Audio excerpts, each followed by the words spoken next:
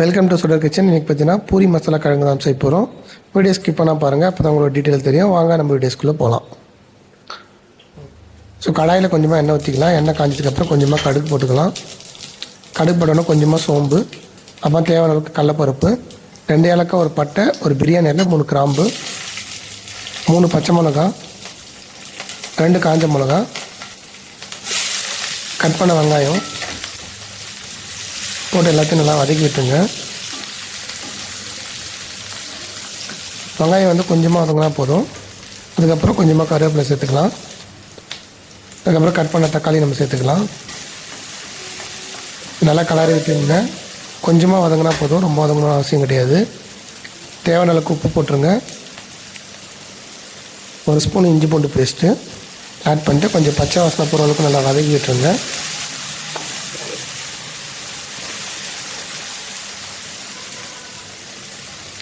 கொஞ்சமாக மஞ்சள் தூள், கொஞ்சமாக மிளகாய் தூள் எல்லாம் சேர்த்து நல்லா கலரி விட்டுக்குங்க. நம்மளுக்கு மசாலா ரொம்ப குக் ஆகணும்னு அவசியம் கிடையாது. ஸோ ஏற்கனவே நான் வேக வச்சுருந்த உருளைக்கிழங்கு, பச்சை பட்டாணி நான் இதில் சேர்த்துக்கிறேன். இந்த மசாலா பார்த்திங்கன்னா ஏற்கனவே நம்ம வேக வச்சுட்டோம், அதனால் ரொம்ப நேரம் குக் பண்ணணும்னு அவசியம் கிடையாது. ஒரு 5 நிமிஷம் குக் பண்ணால் மட்டும் போதும். அதுக்கப்புறம் நீங்கள் ஸ்டவ் ஆஃப் பண்ணிடலாம். ஸோ நல்லா கலரி விட்டுங்க.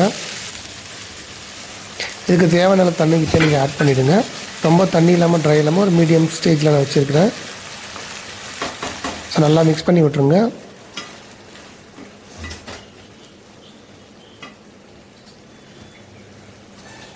மேலே கொஞ்சமாக நம்ம வந்து கொத்தமல்லி தழை தூவிக்கலாம்.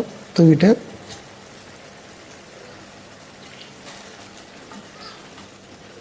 ஸோ நல்லா கலரி விட்டுங்க. ஒரு 5 நிமிஷம் மட்டும் நம்ம குக் பண்ண போகிறோம். அதுக்கப்புறம் நம்ம ஸ்டவ் ஆஃப் பண்ணிடலாம். நல்லா கொதி வந்துச்சு. இந்த டைமில் கொஞ்சமாக மூடி போட்டு மூடிட்டு ஒரு 5 நிமிஷம் குக் பண்ணிவிடுங்க. குக் பண்ணிவிட்டு ஸ்டவ் ஆஃப் பண்ணிடலாம். ஏற்கனவே நம்ம வந்து உருளைக்கிழங்கும் பச்சை பட்டாணி வேக வச்சதுனால நம்ம அதிக நேரம் குக் பண்ணிங்கன்னா இந்த குழக்கம்னு ஆகிடும். ஸோ நம்ம ஸ்டவ் ஆஃப் பண்ணிவிட்டு நம்ம பூரி ரெடி பண்ணிக்கலாம்.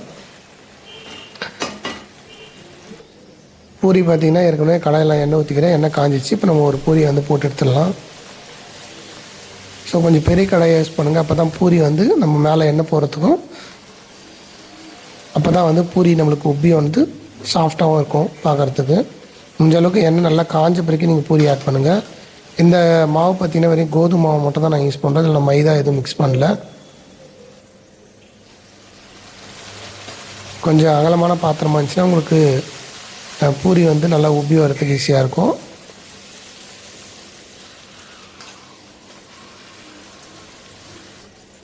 இப்போ பூரியும் நம்மளுக்கு மசாலாவும் ரெடி ஆகிடுச்சு. இப்போ வாங்க நம்ம போய் டேஸ்ட் பார்த்துடலாம். 2 பூரி இருக்குது. நம்ம மசாலா வந்து பவுலில் நம்ம ட்ரான்ஸ்ஃபர் பண்ணிக்கலாம். ஸோ கண்டிப்பாக அந்த வீடியோஸ் உங்களுக்கு பிடிச்சிருக்குன்னு நினைக்கிறேன். நீங்களும் வீட்டில் ட்ரை பண்ணி பாருங்கள். ஸோ இந்த வீடியோஸை பிடிச்சிருந்தா ஒரு லைக் பண்ணுங்கள், ஷேர் பண்ணுங்கள், கமெண்ட் பண்ணுங்கள், என்னை ஃபாலோ பண்ணுங்கள். நம்ம நெக்ஸ்ட்டு புது வீடியோஸில் பார்க்கலாம். Thank you so much.